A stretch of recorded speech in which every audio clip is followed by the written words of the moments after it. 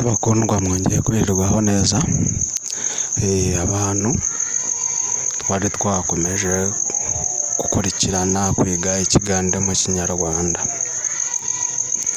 Ikigande mu kinyarwanda twari twakomeje kubikurikirana, rero ndakwibutsa wowe udukurikirana cyangwa se tugendana isaha ku yindi, wowe kanda subscribe dukurikirane kuri channel yacu.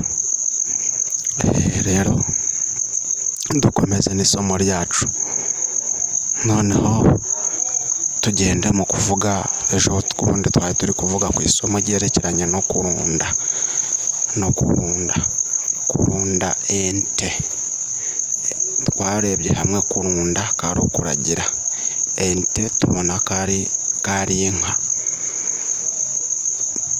None rero ndagira ngo twongere dukurikirane isomo ryacu dukomeze.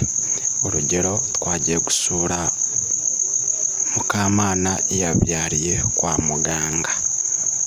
Mukamana yabyariye kwa muganga. Tuvuga mu kigande, naye umanyi Mukamana yazadde ku lwaliro. Naye ubwo uri kubwira indi nshuti yawe cyangwa se undi muturanyi, naye umanyi Mukamana yazalidde ku lwaliro.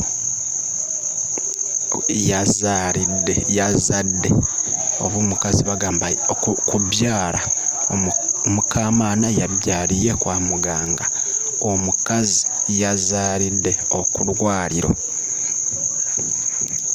Umfasha uze gukurikirana aka kantu neza kugira ngo nawe bize kugufasha.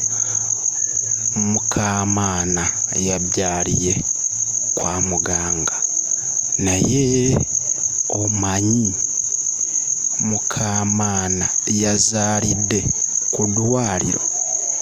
Yazalidde ku lwaliro kwa muganga, bahita irwaliro nkuko mwebwe muvuga ngo ivuriro, nkuko muvuga ivuriro, mu kigande bavuga irwaliro.